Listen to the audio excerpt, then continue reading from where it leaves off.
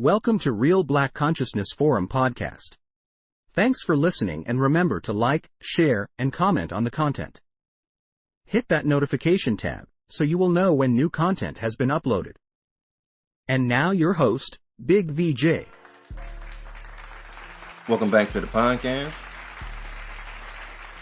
Beloved, this is indeed your brother Big VJ checking in. Today's conversation, we're going to talk about the Israelites. It's going to be like a biblical conversation, right? We're going to talk about the Israelites. We're also going to talk about Yahweh, the war god. We're going to talk about what else we got on the plate today. We may throw in a little bit of Moses and him leaving, the Israelites leaving Egypt, right? We're going to talk about the possible military that was already in the land of Egypt. What else we got on the plate? I don't want to forget nothing. We're going to talk about the land of Canaan, who had the land first, who took it from who. So we're going to talk about a whole host of things, right? Because what we're really doing is this. Beloved, we're going to piggyback on the conversation that we had in which we discussed how the Semitic people took the land of Canaan away from the original people. And we're using it it's like a blueprint that they use. You dig what I'm saying? And in the biblical text, it's all allegory. None of the stuff it didn't happen for real. So in the comments, we got one of our brothers to respond, right? His name is Moray Jacob, right? Moray Jacob responded in the comments. And sometime in the comments, you can't get all your thoughts out because there's just so many words you can type. And you're just trying to, you have an idea of what you want to say, but you can communicate, but our brother took it one step further, right? So there's a video on YouTube. It's called Israelites Are Not All Israelites, Part 8. The name of the channel was ITFTR Network. And if you're able to do so, beloved, not only check out the response video that this brother made concerning something that we made, subscribe to the channel. We're going to have the link of the video, in the description box so you can check it out in its entirety. It's like 3 hours long. He did something pretty cool. He will let us say so much and then he will give us rebuttal, which is something that we wanted to do ourselves. The video was kind of long to do that. It's a little lengthy to do that. So we just take the points in which he was dissecting what we were saying and we respond to him. When we seen the video, beloved, we were humbled. You know what I'm saying? I was like, man, he did a good job. We were humbled. We were humbled because, first of all, this podcast, the comments is the engine and the fuel to the machine. That's how we rock over here. We were humbled because when somebody give an answer to a position, it's almost like mathematics. Because we're going to do a lot of mathematics in this conversation today because the truth is always brought out through mathematics, right? When the brother was speaking, though, man, I can't say it enough. We was impressed, bro. We was like, yo, we get to see how he came to his conclusion. So what we're going to do today is we're just going to show how we got to our conclusion. This is like mathematics, you come up in grade school and you got an answer, but the teacher say, show me how you got to that answer. So they know you're not copying off somebody else. You're not regurgitating what somebody else did. You're just not looking at somebody else's paper. They say, show me, work out that problem in front of me so I can see how you got to that answer. And then they can say, oh, once they see how you got to an answer that they may be different than theirs, right? Because we talking religion. We don't say who got the correct one or wrong one. We can say, well, this is how I got to that answer. You dig? So that's what we're going to do today. And again, being that we talk about the biblical text, we talk an allegory. So let's just put our position on the table first, right? Here on this podcast, Real Black Consciousness Forum, we feel as though that when you read the Semitic biblical text, it belongs to the Semitics. Original people did not write this book. The Semitics wrote it. Original people just believe it. We did not write it, right? Let's put that on the table first. So when we say or we reference this book as the Word of God, it is absolutely the Word of God according to the Semitics. Not you. Original people did not write it. We do not have the power to put a comma anywhere to dictate what is a chapter, what is not, what is a sentence, what is not. We just don't do that. It's not our book. When you go into the book of the Semitics, you will see it's a story form, it's poetic, they paint pictures with words, it's all allegory, which means that the conversation that we're going to have today, when we start talking about Noah, Ham, Shem, and Japheth, this allegory, those people never existed. That's the position on this platform. They never existed. Nobody, there's no Adams. There's no, there's no Garden of Eden. That's just allegory. You know what I mean? There's no talking serpents and snakes and all of that. That's allegory. Nobody's in the lion's den, and there's no human being that live in the belly of a whale for 3 days. The great fish spit him out. He can run around. All of that's allegory. It didn't happen in real life. It's not real.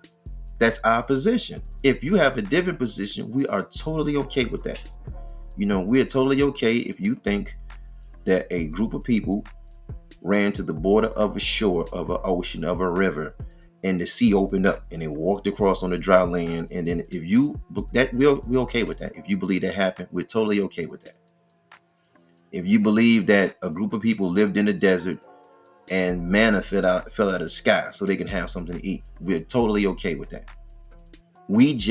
That's not our position here. So we're okay with having a conversation about it, though. That's no problem. Everything is happening after the flood that we're going to talk about today. Now, our brothers say, well, indigenous people wrote about the flood. This is true, right? Indigenous people have writings about a massive flood. The world, beloved, it never stopped flooding. We still get floods to this day. We just seen what happened in Louisiana not that many years ago. We seen the tsunami that happened in the east. So the world always have floods, but there is not one indigenous group that wrote about a flood that it was such to the magnitude that a boat, a ship, a ark had to be built to not only save humanity, but to save the animals as well. That didn't exist.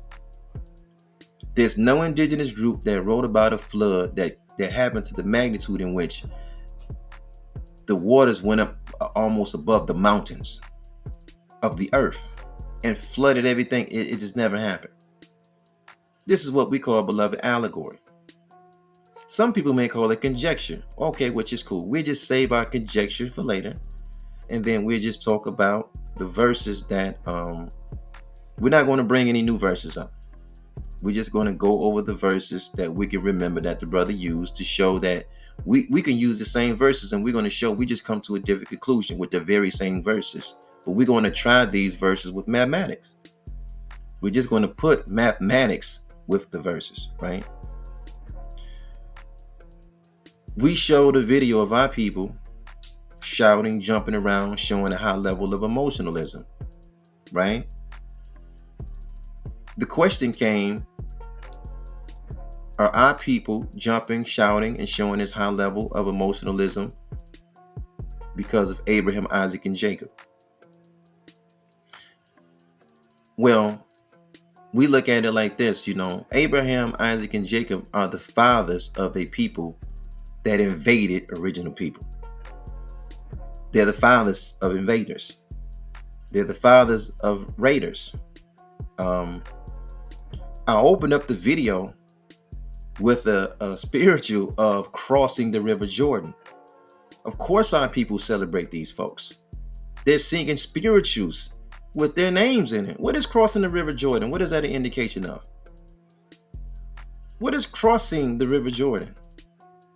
Our people celebrate these folks. We're named after them. You can go to any neighborhood in the wilderness, North America, in the territory that we call the United States. And when you get around original people, the religious houses is named New Bethlehem, New Galilee, Abraham, this and that, Jacob, Baptist. We name everything after these folks. We look up to these people. I don't know. Maybe all that is a different story for a different day. Let's talk about who the land of Canaan originally belonged to, right? Let's go to the book of Jubilees, because we was instructed to go to the book of Jubilees.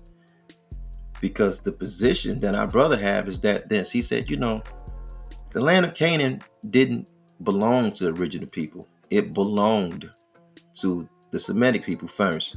And then what happened is that Canaan seen it, he took it, and we just see the Semitics later taking their land back from the original people. So we was instructed to go to the book of Jubilees, and we can find the authentic story there. So we're there. We're at book of Jubilees, chapter 10. We're going to start right around, I want to say, the 28th verse. We may walk it down to about, I want to say, the 31st verse, right? Let's do that. And Ham and his sons went into the land which he was to occupy, which he occupied as his portion in the land of the south. All right, let me go back just a little bit, because the way that it's set up is that these folks went to Shinar. They created or tried to put together the Tower of Babel. And then after leaving the Tower of Babel, the language is confounded. They went to their respective lots that was assigned to them. And on the way back from the Tower of Babel, because we're going to talk chronology now, on the way back, this is when Canaan seen the land of Shem, and he just took it at that point. Now, let's just back up, and we're going to show this is what we call allegory. The Tower of Babel, we know didn't exist as allegory, right? So if we just put mathematics to the story, and we just walk and put some mathematics to the story, we would say what, beloved? With three or four generations removed from the flood, how many people do you think is, because we need manpower to build anything, and we're talking about building a tower so high it's going to go to the heavens. So how much manpower or people that you think is existing on the planet 3-4 generations away from the flood, that the manpower was there to build a tower to such that manner, to that degree? Let's put it next to mathematics. Because, when you kind of read the text, they were building cities, and they was building the time. Like, bro, how many people? It's not enough people there to do that. It's not enough people to do that. We just got off an ark. We're 3-4 generations removed from the ark. Man, we haven't even figured out the farming hustle just yet. We haven't figured out what water is that we can actually drink, because the fresh water and the salt water mixed up through this flood. So we haven't even figured out the basics of life just yet, but we got time to build so we can just see his allegory. The mathematics is not there. Nevertheless, we'll go along with the story, right? We don't want to give no conjecture. We'll save our conjecture for later.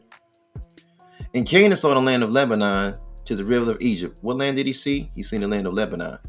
Why did they even call the place Lebanon? We're talking the book of Jubilees now. Why did they even call the place Lebanon? If it belonged to a son of Shem, it should have been called Canaan saw the land of Peleg. Canaan saw the land of Selah. Canaan saw the land of, it should have been one of the Semitic tribes right there who land he's seen. But I think it's interesting that the writer, first off, he called the land Lebanon, which we know Lebanon, that land is named after the children of the Canaanites. These are the Lebanese people, ancestors are the Canaanites people. Why would it even be called that? Maybe that's a different story for a different day, but we'll figure it all out today. That it was very good, and he went not into the land of his inheritance to the west, that is to the sea, and he dwelt in the land of Lebanon, eastward and westward from the border of Jordan and from the border of the sea. And Ham, his father, and Cush, and Mizraim, his brother, said unto him, Thou hast settled in a land which is not thine. They talking to Canaan, right? And which did not fall to us by lot. Do not do so. For if thou doest do so, thy and all thy sons, I put all in there. Let me take that back. Thou and thy sons will fall in the land and be accursed through sedition. For by sedition ye have settled, and by sedition will thy children fall, and thou shalt be rooted out forever. Let's go to the 31st verse. We'll close out with this. Dwell not in the dwelling of Shem, for to Shem and to his sons did it come by their lot. All right. That's the story. the land belonged to one of the children of Shem. We don't know who. I guess we here today. We'll figure it out. And Canaan seen it on the way back from Babel, and then he swagger jack and took the land there. All right, okay. Let's go back. Let's go to the book of Genesis and let's take a look and see who was given what from the very beginning in terms of the lots that was passed out. And that way it can bring some clarity, because the book of Jubilee is often called the little Genesis, right? So let's just go to the real Genesis and let's see if this story lines up with the real Genesis. So let's go to Genesis 10. Let's see what we got. Let's go up here and make it happen. Let's see.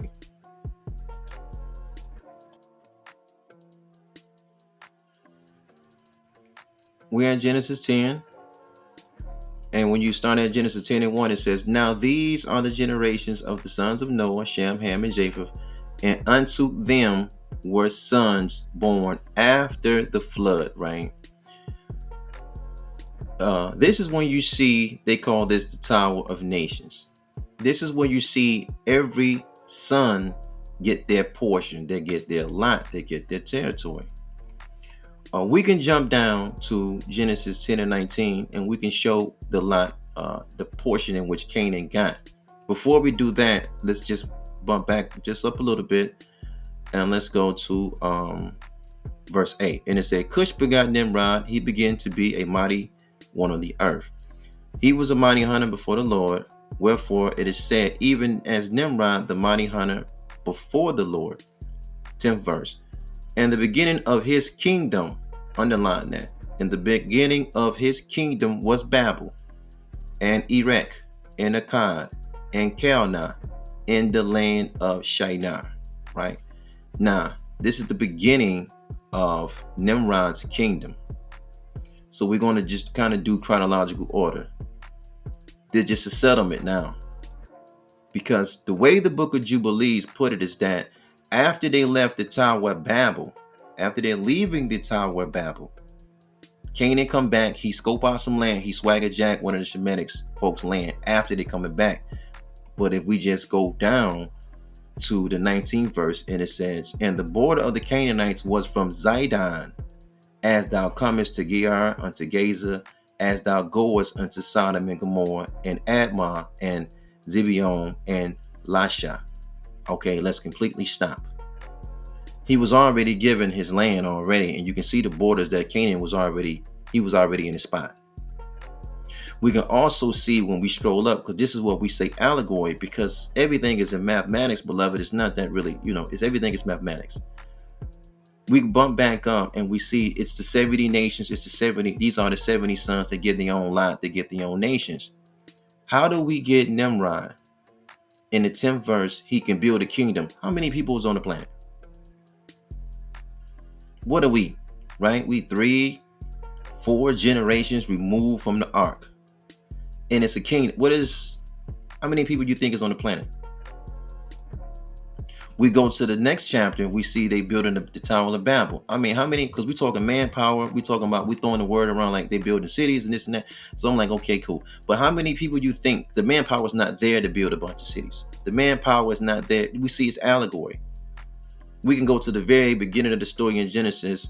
Something happened between two brothers. Okay, one of the brothers killed the other brothers. Buddy jump up, he run off, and he do what? He build a city. Build a city with what? What do you mean build a city? The manpower is not even there. We know what it really is saying because it's allegory. This is why we say so many of these things. It's not real. It's there to teach a hidden message to a culture that wrote it. But let's just talk about the land of Canaan, right? Because we're gonna bump it up next to mathematics. We can see the border where the brother was put at. He was put there. It's only 70 seats. It's only 70 nations. The beginning of the world, according to the Semitic text, began with 70 nations. These nations are the sons of Noah. And this is where they get their assigned seating at, right here. This is where they handed their assigned seating. Now, this is how that works, beloved. let's play along with the story with the Book of Jubilees. Let's play along. If we all got an assigned seat and we in class, we at a college campus, right? It's a family-oriented college campus, and we all go to the lunchroom because the way the Book of Jubilees is saying, they got assigned seating. They went to the lunchroom, which is the Tower of Babel, to build something. The language got confounded on the way back from the lunchroom, on the way back from the Tower of Babel. It's like Canaan jumped in the wrong seat. That's like I'm coming back, I jump in the wrong seat, and my pops tell me, V, son, you sit in the wrong seat. But I say, nah, I'm gonna sit here anyway because this seat is close to the window. You know what I'm saying? It's a good view, just that and the third. When you have a seating chart, beloved, you're going to throw off everybody else. It would have been a disruption. If one person is assigned seating of 70, right? If one person sits in the wrong seat, everybody else is going to be thrown off their seat. So the question is, well, who's not sitting in their seat no more? If Canaan is sitting in the wrong seat, that means you should be able to identify and say, he's sitting in the seat of Peleg. He's sitting in the seat of Selah. He's in the land of Aram. He's in the land of, but it doesn't happen. Shem got 26 nations. He got 26. It's 26 nations already. Whose seat is Canaan sitting in? It doesn't exist. This is why we don't really rock with the Book of Jubilees. We like, bro, because it's called the Little Genesis. It doesn't give no new information. I'm gonna go one step further, and this is our position on this podcast. We're not nobody leader teaching God when it comes to Semitic matters. In our estimate, though, the Book of Jubilees was made for this. The rabbis wanted to clear up the image of Yahweh because Yahweh is a war God. He is a war deity, right? You have to think about it.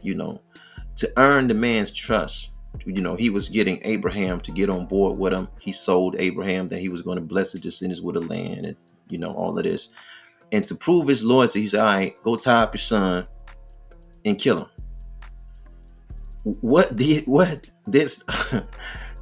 This is how you would have to show a war deity your loyalty. Now, the Book of Jubilees introduces another deity, Mastema. Mastema is like a demonic angel. So what this does is that everything that Yahweh did, now it wasn't Yahweh that did it. The Book of Jubilees is playing a cleanup game saying, oh, it was Mastema that did that. So they go to different stories. Moses was on the way back and Yahweh was going to slay him. You know what I mean? They go back to the Isaac story. Abraham was going to slay Isaac, then he was stopped. They pick a bunch of stories out and then they say, no, it wasn't Yahweh. It was Mastema that was doing that. It was Mastema that was going to slay Moshe or Moses or Musa. It wasn't Yahweh. It was there wasn't a challenge that was made by Yahweh to do that to his son Isaac. That was Mastema doing it. It's a cleanup game now. It just didn't work. Look, let me show you something else that you showed. Because there's another verse that you gave. Hold on. And I was like, in a weird kind of way, I was like, man, the brother's kind of answering his own questions. Before we move further, it's only 70 nations. 70. If Canaan is in the wrong land, the seating chart is he would have threw everything else off. Nothing else was thrown off, right? Let's talk about that. You brought up Exodus, that the Israelites had an army in the land. Let's talk about the army that got in the land. Let's go to Exodus 12. Let me see something.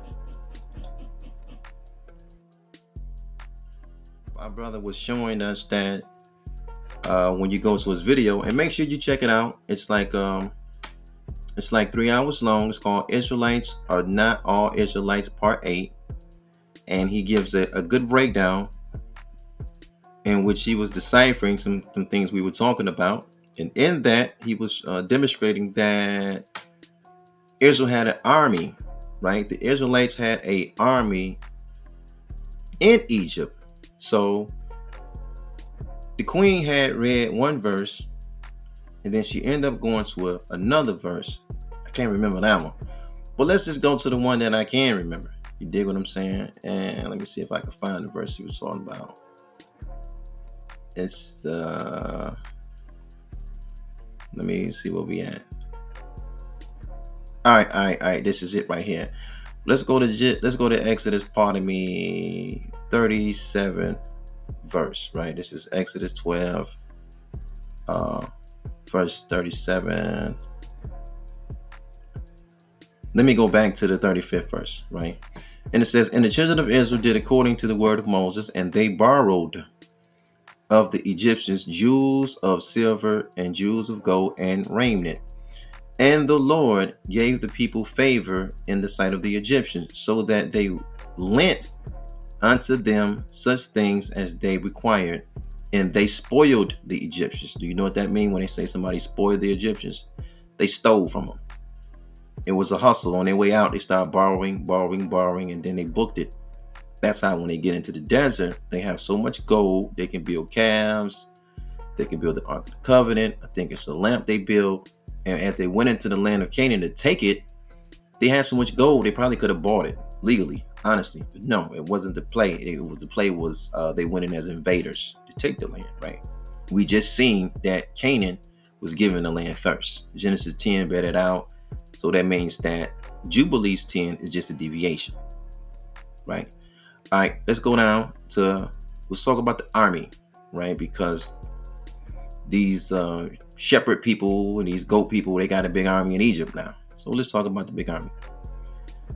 37 verse. And the children of Israel journeyed from Ramesses to Succoth, about 600,000 on foot that were men, beside children. So the children of Israel journeyed. They 600,000 deep. Underline that. 600,000 on foot were men. Right? We see that. Okay.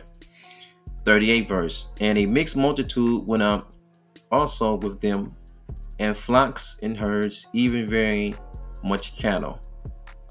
Let's bump it down to the 40th verse. Now the sojourning of the children of Israel who dwell in Egypt was 430 years. I want you to underline that also, right? And this is why we say on this podcast, this is all allegory. Never happened. Now let's start here and we'll back up, right? Because the position is, Israel has such a strong military force while they was in Kemet.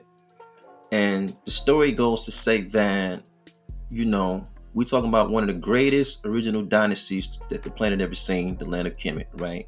The infrastructure that they built thousands of years ago is still here today, right? Okay.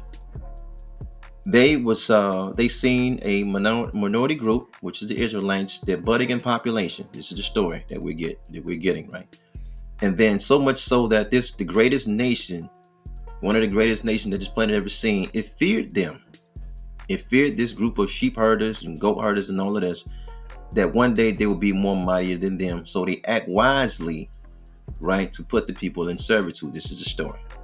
And this is all the Exodus they had to leave. And okay, we seen the movie. We seen Charleston Heston. We seen it all. Let's talk about the 430 years that they were there. So let's put the mathematics on it, right? How do you get 430 years? I've been saying this for over 10 years. How do you get 430 years in the land of Egypt, in the land of Kemet? How do you get it? Because I don't get it. When did they go into Egypt? When did they go? They had a famine, right? This is the story we're going to play along. There was a story that the old man Jacob, him and his house went into Egypt, right? Because it was a story. Joseph got sold, and then Joseph, then later, the father came, Jacob, and this and that. What is Jacob's house? Well, his immediate house is what? He got 13 kids by 4 different baby mamas. Talking Jacob. He was like the future before future. You know what I mean? He was maybe like the Sean Kemp before Sean Kemp. He was a man with multiple baby mamas before it was cool. He's the originator, right? 13 children because they are patriarchal. 12 in which the sons are most recognized. They don't recognize Deniah. 4 baby mamas. They go into the land of Kemet, right? Okay. So let's just count the generations up. Moses, we know, genealogy-wise, he come from the line of Levi, because this is where the priests come from, right? That's why him and Aaron is the priest. So you got Levi, and he has a son named Kohath. Kohath have a son called Aram, and then Aram has a son called Moses. So we talking one son. That's not, I'm just doing the math in my head. That's not 430 years. Because by the time Moses is an adult, he walking the people out of there. When you put mathematics to things, you clearly can see the story is not, it's an allegory story. 400, how did you get 430 years there? You're not there for 430 years. Let's back up a little bit, right? I'm gonna show you how you just put mathematics to things. There was a man that came amongst us, and he said, with mathematics, you can prove it in no limited time. But once you learn it, you must use to secure some benefits that while you're living. Luxury, money, good homes, and friendships, all walks of life. You can put mathematics to anything to define the truth of a matter, right? Okay, let's bump it back up, and let's go to the verse where it says, because the Israelites got this big old strong army in Egypt all of a sudden. The goat herders, right? Listen, let me say this a little bit. Let me back up. You know, we're talking about the original man royalty at the highest level when we start talking about Kemet. So much so that even in their own Semitic book, they didn't even eat with these folks. That's why they put him in Goshen. It's like, man, throw them up there. They just goat herders, these shepherd boys and all that. We talking about the highest level of technology when you start talking about Kemet, bro. You talking about pyramids, and you talking about infrastructure that lives today. The world over, go travel and see these great monuments that they built. Okay, so we read a story about the shepherd people became a threat. How? But they got a great military. All right. 37 say 600,000. We're talking about the children of Israel journeyed. This is the children of Israel. A family group, a tribe. We know that tribe and family is synonymous. It's the same thing. It's a family group. One family group of 600,000 people. Just the men, not including the women and kids. But you know what, beloved? The mathematics don't say that. See, when you have a family tree, beloved, your family tree is really a mathematic tree, right? So to get you as a human person, that means you had to have two parents. The two parents, now you got the four grandparents. Then you got the 4 go to 8. Then you got the 8 go to 16. Listen, beloved. Then you got the 16 and go to 32. 32 go what to 60? It keep doubling up all the way up. Meaning to get one of you, it took this many people in your family line, in your family number line, to produce you. In other words, in order to get a family group of 600,000 people at one time, it had to be millions of people there to produce 600,000. The problem is, these folks told us how many people they came in the land with. They told us they came in the land with like 70 people. So the numbers don't even mix. This is why we encourage our people. You say, man, we can't, you can't be no service reader. You got to know an allegory when you see one. You got to know a story in a poem when you see one. You got to know factual information when you see it, bro. It's not enough people to produce 600,000. So they kind of throw in the word. They say it was a mixed multitude. They try to beef up the numbers. It's not enough beef, and you can't. It won't work. I can assure you, in the wilderness of North America, in the territory that we call the United States, do you think there's a family group that live here that can pull out 600,000 in which they're all men, same family, same tribe? Family group? Bro, are we serious? This is cap. That's what the young folks said. Because sometimes you want to say, man, it's allegory. But they stretch these stories out so far, it's like capagory. We had to start, man, this is capagory. When somebody can tell you a dude lived in the belly of a whale, and we talk about grown adult original men will regurgitate these stories to you. A grown man can live in the belly of a whale for 3 whole days, and the whale can vomit him out. That's capagory. That's not even allegory. That's cap. It's not real. You have to. These are grown men that will regurgitate these stories. This is a verse that the brother pulled up. The queen had read this, and I'm like, man, he skipped right over to 600,000. How can you get 600,000? You had to have millions to produce 600,000. A family group, millions had to be there. Problem is, they already told us there was 70 and some change that went in there, and then 3 or 4 generations later, it's 600,000 men, not including women and kids. Bro, it's not 430 years. Let's take a look at another verse the brother pointed out, right? Because, man, I'm like, bro, let's go to Deuteronomy, right? Because he said that the world was divided by Israel. Let's put the mathematics on that, right? Let's just do that.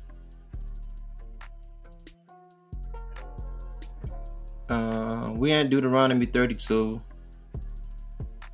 and before we go any further, let's just say this. Shout out to our brother again for putting together the work that he put up. Again, we say he did a good job. We get to see, how you came to your conclusions, which is important.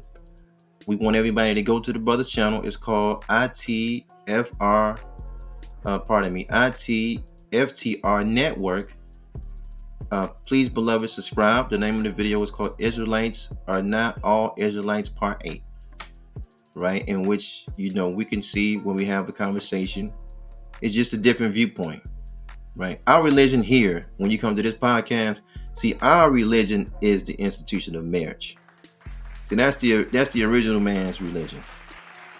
Right? Family, farming, and finances. That's our top 3 F's. Family, farming, and finances. And this is how you build a nation. And many of our people, through captivity, we have picked up on a lot of interesting religions.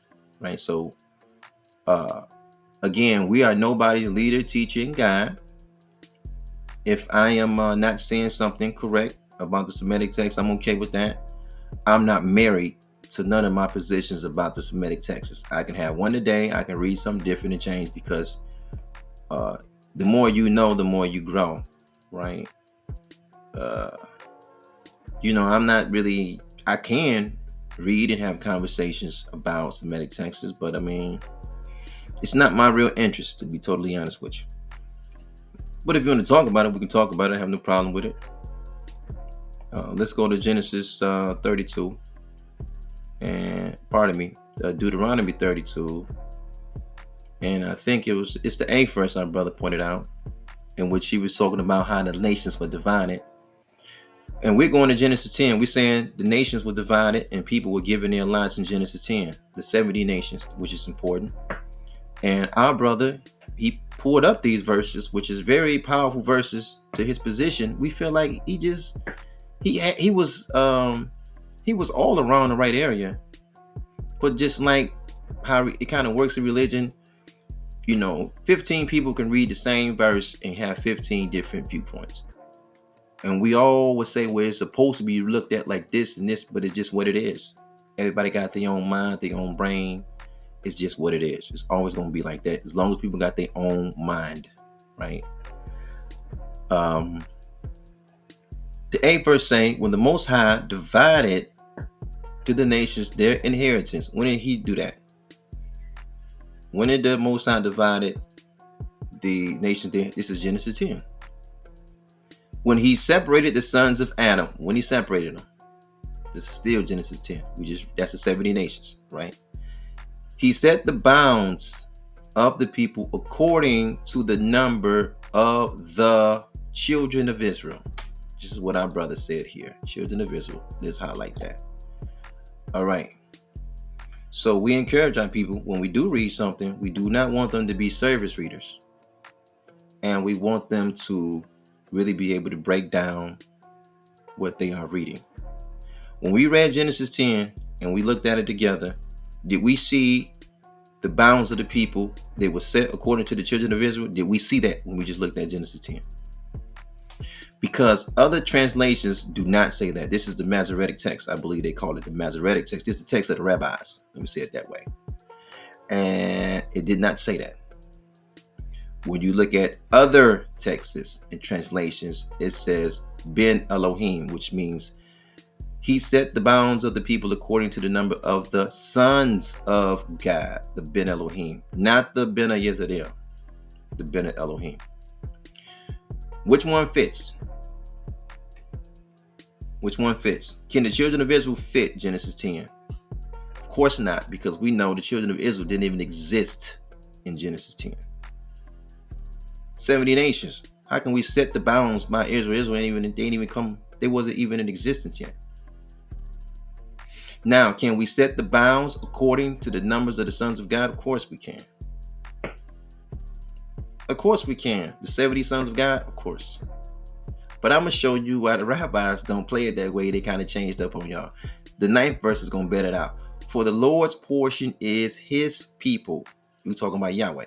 Yahweh's portion is his people. Jacob is the lot of his inheritance. Jacob is Yahweh's inheritance. All right. The reason why, beloved, in our estimate, because we're going to give our conjecture. You know what I mean? We're going to give our conjecture. The reason why that the sons of God is not used by rabbis is that they were going in a position where they were kind of do this whole one God kind of deal, and the God of Israel is this and that, and we okay with it. It's just a translation. The sons of God fit better. Why does it fit better? Because the backdrop and when they were issued their 70, the 70 nations were getting their lots, their portions, their territory, their inheritance, is that they were coming from one central location, which is like Turkey. This is where the boat mounted, right? I think the boat docked, fell on the island or whatever, right there on one of the mountains in Turkey, and then traveling, right? So Noah he handed the portions out. Now, in order for a Canaanite or Cush, who we're using the sons of Ham as an example, Mizraim, to know what to do when they get to that land, a son of God have to teach them. See, it's a difference between polytheism and nationalism, part of it.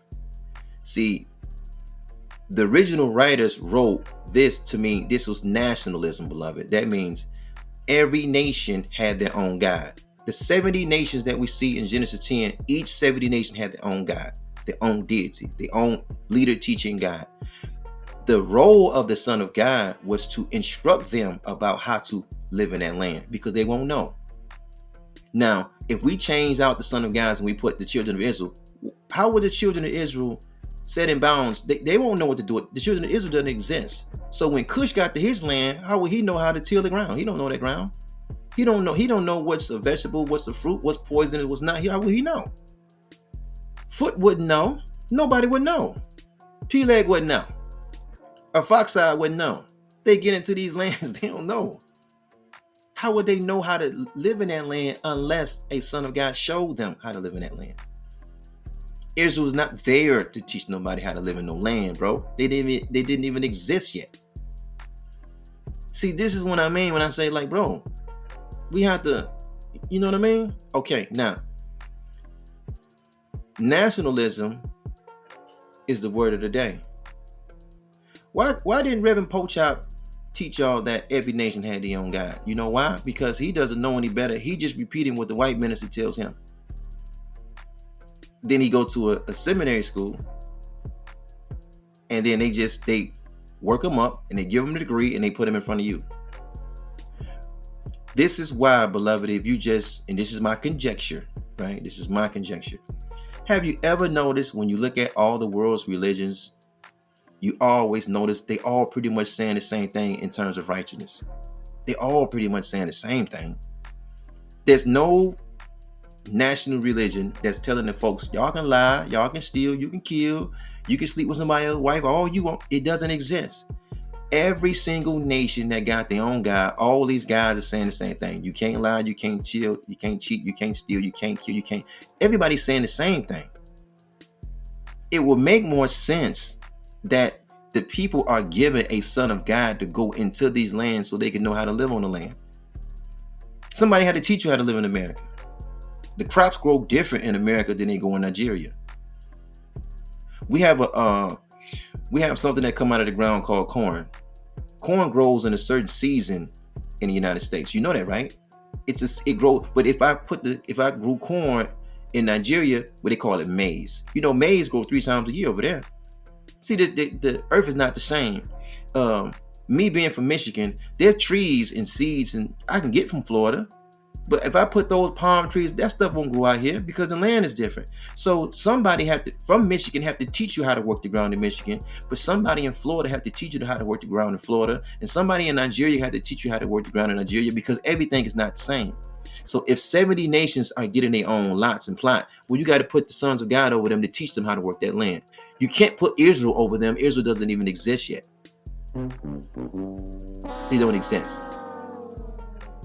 This is why when the Israelites begin to invade people's land, they're telling them, hey, don't take on these people guys. How come so many folks got guys, their own guys? Where did they get these guys from? They got a wild imagination. They're just making it all up. The Greeks just making it up.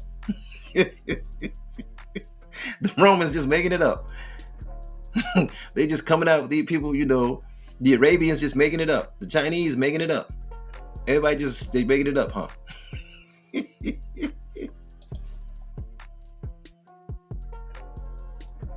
Let me just do this. Let me do it this way, because our brother said he likes the book of Jubilee. So let's double back. Let's come back around to Jubilee. Let's do chapter 15. Let's start at, let's do 30. Let me see, 30, 31, maybe 32. Yeah, let's do it that way. So the 30th verse saying, for Ishmael and his sons and his brothers and Esau, the Lord did not cause to approach him. Listen now, this is the book of Jubilee. This is your book. And he chose them not because they are the children of Abraham, because he knew them. But he chose Israel. We're talking about Yahweh. But he chose Israel to be his people. And he sanctified it and gathered it from amongst all the children of men. For there are many nations and many peoples, and all are his. And over all he hath placed, listen, spirits in authority to lead them astray from him. Let's stop. Well, no, let's pick up one more verse and then we come back to it. But over Israel he did not appoint any angel or spirit. He alone is their ruler. And he will preserve them and require them at the hand of his angels and his spirits, and at the hand of all his powers, in order that he may preserve them and bless them, and that they may be his and he may be theirs from henceforth and forever. All right, now let's stop on that. Let's back up a little bit and let's go to the part where it says, can we highlight that a little bit? And it said, and he have placed spirits in authority to lead them, these are the nations of the world, away from him, away from Yahweh. They're saying the same thing as that we just got off of that. Now, we don't even subscribe to the book of Jubilees. I mean, we can read all these texts. It's just what the brother say. He stand on that. He think the book of Jubilees is official. This is why you get Jade being the god of China. This is how you get Amazad being the god of the Armenians. This is how you get Baal. You know, Baal, or some say Baal, is the god of the Phoenicians, right? This is where you get like Jezebel is the supposed Phoenician princess. But in her name, Jezebel is where you get the god Baal from. So the Israelites were encouraged not to marry other women outside of the nation of Israel, because other nations already had their own god. Ra is already the god of Kemet. Allah is the god of Arabia. So Yahweh is what? He stands as the god of the Israelites. It's all nationalism. But if the rabbis want to write and they want to make Yahweh the chief deity, then what happens is that, well, you know what happens. We can see what happens. If they want to make God the chief, you know, because if you just leave the text like it was, it just shows Yahweh is just another son of God. And he has a nation, Jacob, but guess what? He got no land. So in mythology, the rule of thumb, beloved, is this. every land had to live. Every land had a people and had a deity over the people. The only way that they can lose their lot, their property, their territory, their land, is if that they commit a certain level of sins, they can be rooted out. This is why when Yahweh he met Abraham, and he said to them, he's like, well, I'm gonna promise you, because he's talking about the land of Canaan. He's like, I'm gonna promise you the land of Canaan. You dig what I mean? He's like, but it's gonna be for you and your descendants. The Amorites, though, their sins, it haven't been fulfilled yet. We know the Amorites are Canaanites, right? Once their sins have been fulfilled, they then can be rooted out of the land. So we see, if we go by the book of Jubilees, and then we go by the biblical text, Canaan already got 2 strikes on him. He got 2 curses. He got one because his father did some funny style stuff with his dad, Noah, and then boom, Canaan get the first curse. That's the setup to take the land right there. And then you read the book of Jubilees, he's cursed twice. We know this is allegory. We know this is not real.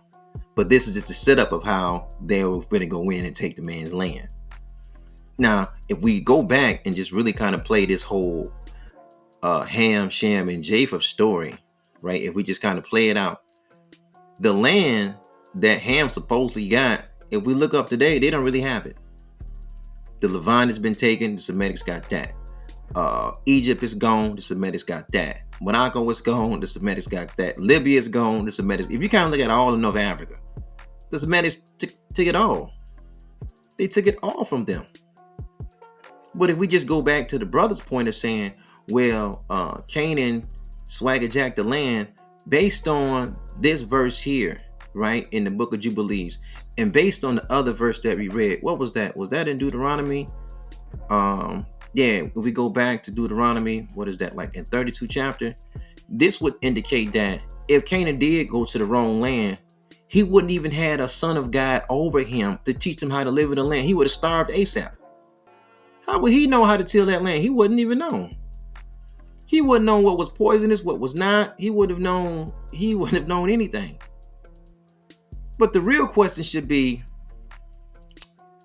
how come Yahweh wasn't a part of the original 70? He wasn't even he was on the sideline. He was trying to get a people. Then once he got a people, he was trying to get a land. He gave them their prescription. That's what him and Moses and the elders did when they was in the desert. He's like, yo, this is the laws that y'all got to live by when y'all go into this land.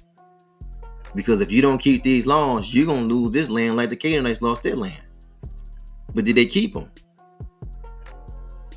They didn't keep them.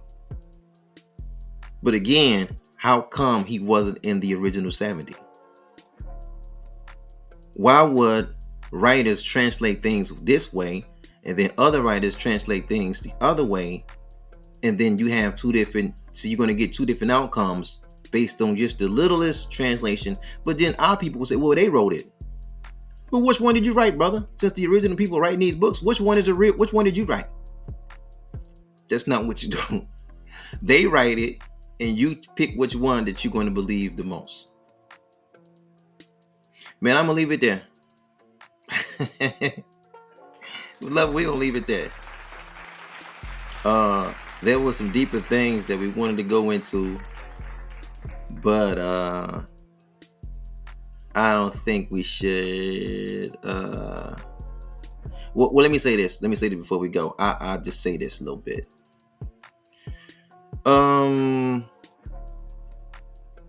Satan, right? The adversary. Who is Satan's father? We're talking about Satan. We're talking about Shaitan. Who is Shaitan's father? Technically, Shaitan is what? He's a son of God, right?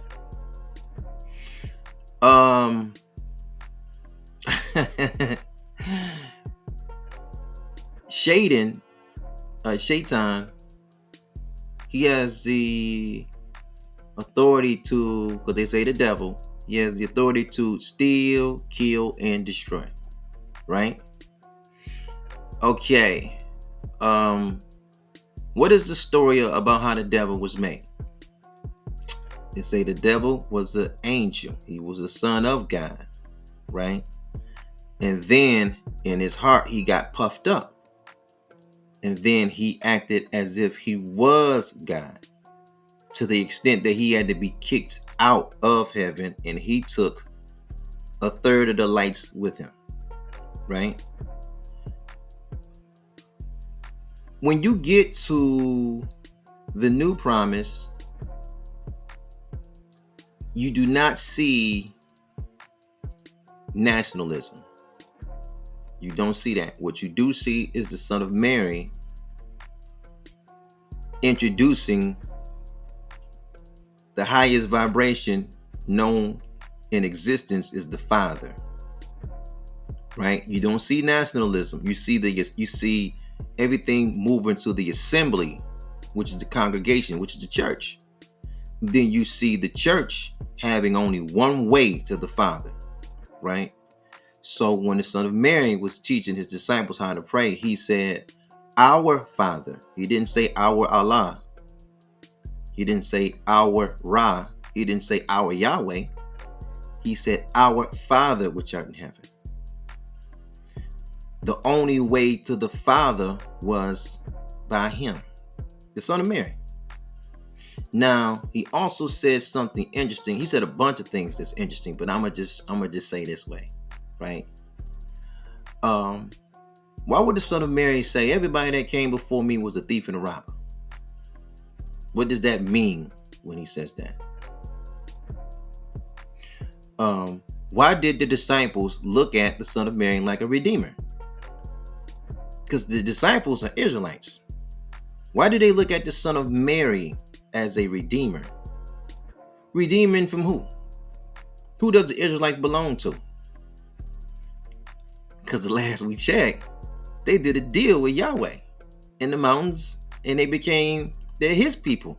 So how would the Son of Mary redeem? Who is he redeeming Israel from? How could he be a redeemer? Because if we listen to Pochop, and the Son of Mary is just Yahweh made flesh, how would the Son of Mary redeem somebody redeem a people he already got him? He already did a deal. He did a contract with him way back when at the mountain, right? You know what I'm telling you?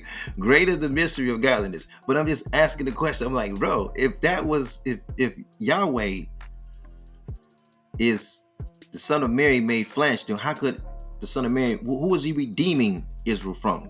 Israel is in who clutches and who hands? You dig? Listen. How come Yahweh is not even mentioned in the new promise?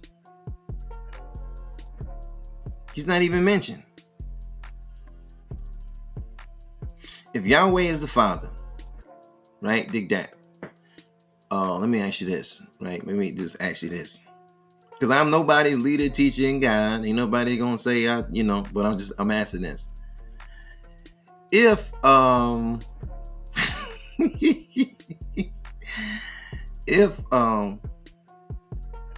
if Yahweh is the Father, why would the Son of Mary say that nobody's seen the Father except him? Why would he say that? He said nobody ever seen God. This is the Son of Mary talking. He said nobody ain't ever seen the Father. Now, if Yahweh's the Father, I mean, the Israelites seen Yahweh, bro. They seen him a bunch of times. The 70 elders seen him. Moses seen him. Moses seen his feet. Moses seen his back parts. He said and kicked it with Abraham. He came into the tent. You know what I'm saying? He joked a little bit. I ain't gonna say joke. He got some straightening with Sarah because Yahweh is sitting in the tent with two angels, and he's telling Abram, which is later Abraham, like, hey man, you're gonna have a child one day. And then Sarah's out in the tent. She's out in the house. She's laughing.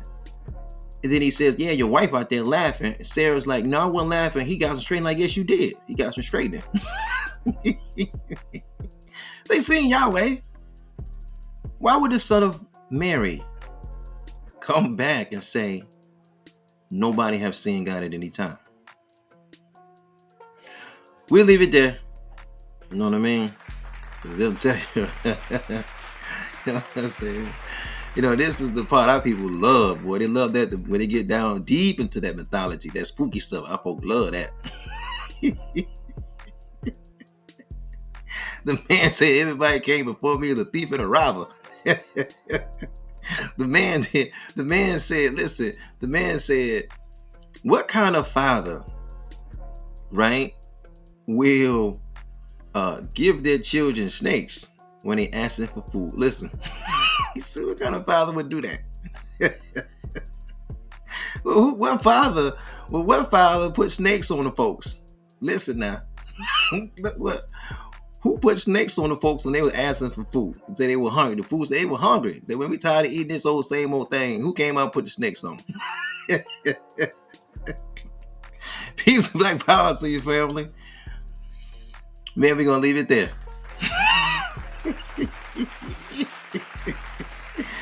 Thank you guys so much for listening. Thank you guys so much for hanging out, beloved. This is indeed Real Black Consciousness Forum Podcast. This is your brother. Until next time, man, we're gonna get it. We're gonna get it with you guys later. Peace, beloved. Peace. Thanks for listening. Remember to follow us on Instagram, Twitter, YouTube, Google, Anchor, Spotify, and Facebook. Also, don't forget to like, share, and comment on the podcast. Your opinion of what you just heard is important to the platform. So yes, beloved, your comments are the engine and fuel to the machine. Stay blessed and have a powerful day.